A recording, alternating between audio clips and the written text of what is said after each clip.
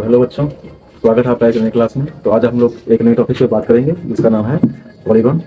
तो देखते हैं पॉलीगॉन के बारे में। आज हम लोग समझते हैं पॉलीगॉन यानी कि बहुभुज, ऐसा आकृति जिसमें तीन या तीन से अधिक भुजाएं होती हैं और वो एक बंद आकृति होती है। आगे डेफिनेशन ऊपर लिखा हुआ है, तीन या तीन से अधिक भुजाओं से घिरे बंद आकृति को बहुभुज कहते हैं।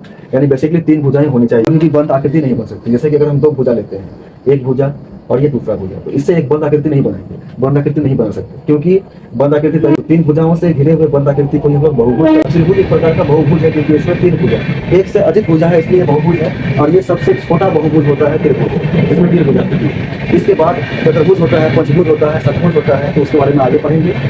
अगर हम लोग दो भुजाओं की बात करें कि दो भुजाओं से बहुभुज बनाने का, तो दो भुजाओं को अगर हम लोग आपस में कनेक्ट करेंगे, इस भुजा को इसके ऊपर लाएंगे, तो ये भुजा इसी के ऊपर आकर के एक लाइन ही बना देगा, एक दोनों में ये समाहित हो जाएगा, एक रेखा बना देगा। हालांकि दो भुजाओं नहीं, दो किरण से, दो रेखाओं से हम लोग कोण का निर्माण करते हैं। यहाँ से कोण बनता है। जैसे कि ये कोण अगर 60 डिग्री है, तो इसके अपोजिट जो कोण बनेगा, जिसको प्रतिवर्ती कोण कहते हैं, जो सर्किल को कंप्लीट करेगा, वो होगा 300 डिग्री, जिसको प्रतिवर्ती कोण कहते हैं। तो ये सब चीज की चर्चा हम लोग जब एंगल पढ़ेंगे, हम लोग तो एंगल में सारे कोण के बारे में डिटेल से हम लोग पढ़ेंगे। तो अभी फिलहाल बहुभुज के बारे में देखते हैं। तो बहुभुज बेसिकली दो टाइप्स में डिवाइड होते हैं, एक होता है उत्तल, एक होता है अवतल बहुभुज। तो यहाँ पे उत्तल और अवतल बहुभुज का हम यहाँ पे एग्जांपल्स ले रखे हैं। तो उत्तल और अवतल बहुभुज में बेसिकली ये डिफरेंस होता है, जैसा डिफरेंस उत्तल लेंस और अवतल लेंस में होता है, जैसा डिफरेंस उत्तल दर्पण और अवतल दर्पण में होता है, बेसिकली उसी तरह से यहाँ बहुभुज में डिफरेंस होता है। जैसे कि उत्तल दर्पण, क्लास 10 में हम लोग इस सबके बारे में पढ़ेंगे। तो उत्तल दर्पण में जो परावर्तक सतह होता है, जो रिफ्लेक्टिव सरफेस होता है, जिससे जहाँ प्रतिबिंब बनते हैं, वो जगह उभरा हुआ होता है, यानी कि बाहर निकला हुआ होता है। और जो पेंट किया हुआ सतह, रस्तित सतह होता है, वो धसा हुआ होता है। उसी तरह अवतल दर्पण में जहाँ पे इमेज बनना है, जहाँ पे वस्तु का प्रतिबिंब बनता है, और वस्तु हमेशा बाईं तरफ रखते हैं, तो प्रतिबिंब इधर बनेगा, और इधर पेंट किया हुआ रहता है, तो यहाँ पे प्रतिबिंब बनेगा। जहाँ प्रतिबिंब बनेगा वो धसा हुआ होता है अवतल में, यानी अवतल दर्पण धसा हुआ होता है, उत्तल उभरा हुआ होता है। उसी प्रकार से उत्तल लेंस उभरा हुआ होता है, अवतल लेंस धसा हुआ होता है। ठीक है। तो जो आकृति धसा हुआ है उसे हम लोग अवतल बहुभुज कहेंगे, और जो आकृति उभरा हुआ है उससे उत्तल बहुभुज कहेंगे। जैसे ये एक उत्तल बहुभुज है, और यहाँ पे लिख दिए हैं उत्तल के लिए, जो उत्तल है उसमें टिक और जो अवतल है उसमें क्रॉस कर। तो ये हमारा उत्तल है, ठीक होगा। ये धसा हुआ है तो अवतल होगा। ये भी उत्तल आकृति होगा, उभरा हुआ है। ये भी उत्तल आकृति होगा, बाहर की तरफ है, ये भी उत्तल होगा। अब ये आकृति अंदर की तरफ धस गया है तो ये अवतल होगा। ये भी आकृति अवतल होगा और ये आकृति भी अवतल। तो इस प्रकार से उत्तल और अवतल आकृति का हम लोग डिफरेंस इसमें समझ लेंगे, बहुभुज का अंतर समझ लेंगे। इसमें से कौन सा बहुभुज अवतल है, कौन सा उत्तल बहुभुज। अब आते हैं कि बहुभुज के अंदर हम लोग कोण, प्रत्येक कोण और स्वतंत्र कोण कैसे निकालेंगे। बहुभुज के अंदर तो विकर्ण भी,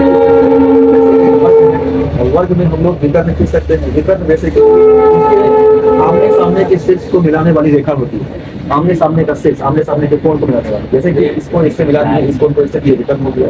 अब इसको इससे मिला, इस चतुर्भुज का नाम ABCD है, ABCD नाम, जिसमें AC और ED इस चतुर्भुज के दो विकर्ण। तो ये एक वर्ग है, तो वर्ग में दो ही विकर्ण होते हैं, लेकिन जरूरी नहीं है कि सभी चतुर्भुज में दो ही विकर्ण होते हैं, लेकिन सभी बहुभुज में दो ही विकर्ण हो जरूरी नहीं है। जैसे कि त्रिभुज भी एक बहुभुज है, तो इस बहुभुज में अगर हम विकर्ण डालें तो पता चलेगा कि दो शीर्षों को मिलाने वाली रेखा विकर्ण होती है। तो अगर इस शीर्ष को इससे मिलाएं तो पता चलेगा ये इसी के ऊपर से जाएगा, इसको इससे मिलाएं तो ये इसके ऊपर से जाएगा, और ये इसके ऊपर से जाएगा। इस तरह हम देखें तो त्रिभुज में विकर्ण खींच ही नहीं सकते, क्योंकि जब इसमें विकर्ण खींचेंगे तो वो भुजा के ऊपर से ही जाएगा, और एक्चुअली वो भुजा ही होगा। इसलिए त्रिभुज के अंदर विकर्णों की संख्या 0, त्रिभुज में एक भी विकर्ण नहीं होते। तो इसका भी एक फॉर्मूला होता है, फॉर्मूला को आगे पढ़ेंगे हम लोग। किसी भी बहुभुज में विकर्णों की संख्या निकालने का फॉर्मूला, और किसी भी बहुभुज में अंदर के प्रत्येक कोण को निकालने का एक फॉर्मूला, वो सबको आगे लिखेंगे अभी हम।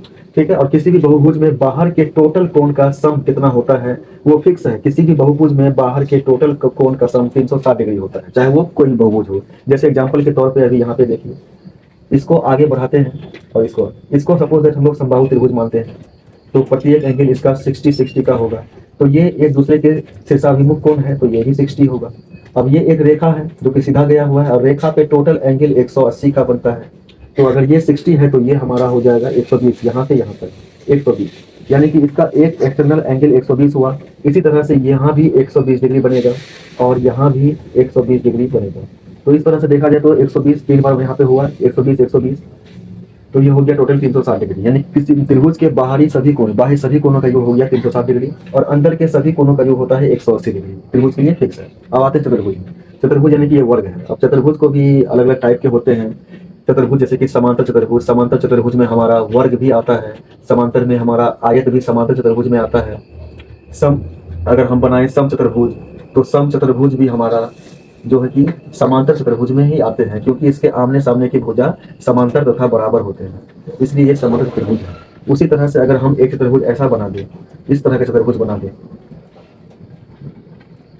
तो ये एक प्रकार का चक्रीय चतुर्भुज हुआ।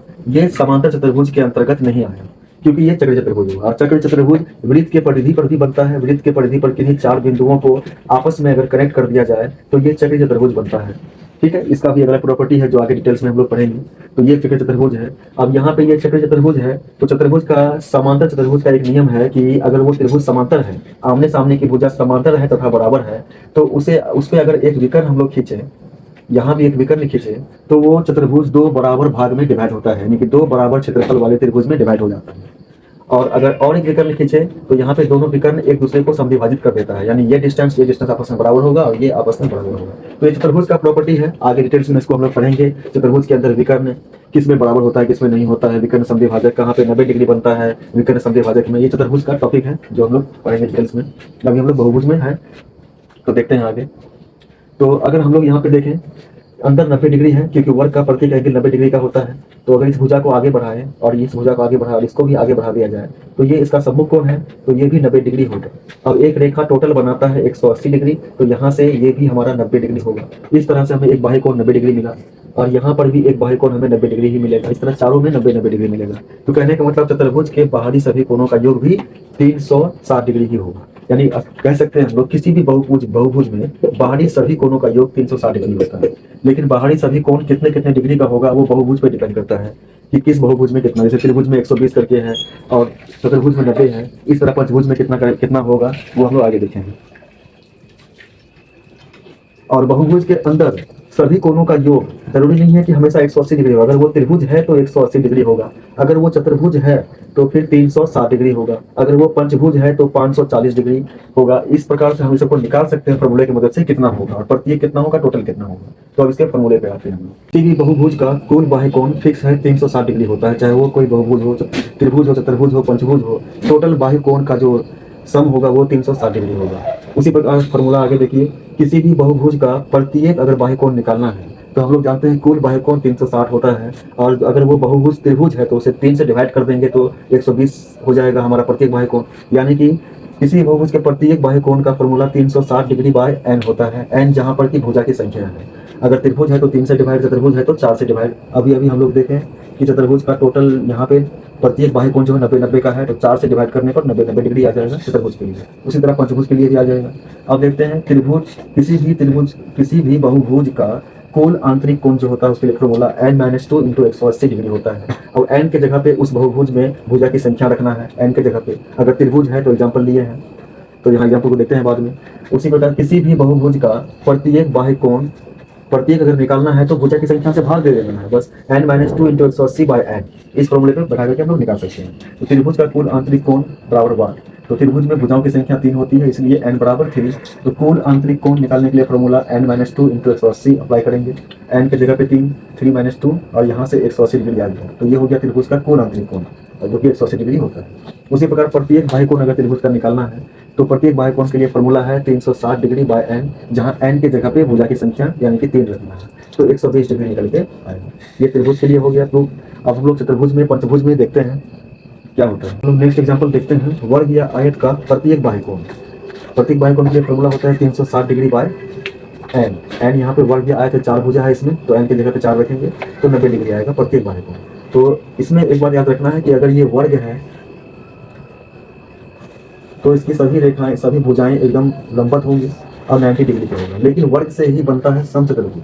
अब अगर ये समचतुर्भुज है तो इसमें कोई भी एंगल 90 डिग्री का नहीं होता है। तो ये भी 4 भुजा से बना हुआ आखिर चतुर्भुज ही है, ये भी चतुर्भुज है, लेकिन यहाँ पे कोई भी एंगल 90 डिग्री नहीं आएगा। लेकिन यहाँ बोला गया प्रत्येक बाह्य कोण जब यहाँ से निकालेंगे तो भी 90 डिग्री ही आएगा। लेकिन ये समचतुर्भुज के लिए सही नहीं है, क्योंकि समचतुर्भुज में कोई भी एंगल 90 डिग्री का नहीं होता है। इसके आमने सामने का कोण बराबर होता है। अगर ये हम देखें तो ये 90 डिग्री से थोड़ा कम है, यानी अंदर झुका हुआ है, और ये थोड़ा बाहर फैला हुआ है, 90 डिग्री से थोड़ा ज़्यादा है। तो अगर इसको हम लोग 80 समझ लें तो ये हमारा 100 डिग्री ही होगा, क्योंकि दोनों मिला के 180 डिग्री होना चाहिए। अंदर वाला हमारा 100 होगा, ये 80 होगा। आमने सामने का कोण बराबर, और ये जो आमने सामने का बराबर होगा, और जो ये दोनों को मिलाकर के एक ही रेखा से बनने वाले कोण वो मिलाकर के 180 डिग्री। तो इस जगह पे वर्ग और आयत के लिए ये अवेलेबल है, मतलब कि ये काम कर रहा है कि 90 डिग्री आएगा, लेकिन समचतुर्भुज के लिए एप्लीकेबल नहीं। समचतुर्भुज का यहाँ पे ये भी बता देगा कि समचतुर्भुज का भी 90 डिग्री होता है, प्रत्येक जगह नहीं होता है इसका। और अंदर का आंतरिक कोण अगर बताने के लिए कहे तो ये भी 90 डिग्री बताएगा, जो कि ये भी सही नहीं है। तो बेसिकली हम लोग वर्ग और आयत पे ये एप्लीकेबल है। तो अब आगे देखते हैं पंचभुज की। पंचभुज का डायरेक्ट हम लोग निकालते हैं बाह्य कोण, प्रत्येक बाह्य कोण, तो 360/5 यानी कि 72 डिग्री पंचभुज। और प्रत्येक यहाँ पे निकाले हम लोग 72 डिग्री। अब यहाँ पे कुल आंतरिक कोण निकालते हैं फॉर्मूला के पास। तो पंचभुज का कुल आंतरिक कोण, इसके लिए फॉर्मूला होता है n-2 × 180। n की जगह पे 5 बचेंगे, 180 × 180 बराबर 540 डिग्री, यानी कि पंचभुज के अंदर का कुल आंतरिक कोण होगा 540 डिग्री। इसी तरह से हम आगे के सभी बहुभुज का कुल आंतरिक कोण, प्रत्येक आंतरिक कोण, बाह्य कोण कुल सबका फिक्स है 360 डिग्री होगा। प्रत्येक बाह्य कोण बस उसके भुजा से भाग दे देना है, वो निकल जाएगा। तो इस तरह से पंचभुज के अंदर हमें अंदर का कोण, बाहर का कोण, प्रत्येक और ये सभी हम लोग निकाल सकते हैं इन फॉर्मूले की मदद से। अब हम लोग बहुभुज के अंदर विकर्ण कैसे खींचते हैं, विकर्ण को खींचने के लिए एक अलग वीडियो में विकर्ण के बारे में समझते हैं। आज के वीडियो में बस इतना ही रखते हैं कि हम लोग बहुभुज के अंदर कोण के बारे में, कोण कैसे निकालेंगे इसके बारे में समझें। अब अगले वीडियो में हम लोग समझते हैं बहुभुज के अंदर हम लोग विकर्णों की संख्या कैसे निकालेंगे, किस बहुभुज में कितने विकर्ण होंगे। तो तब तक देखिए आगे का वीडियो।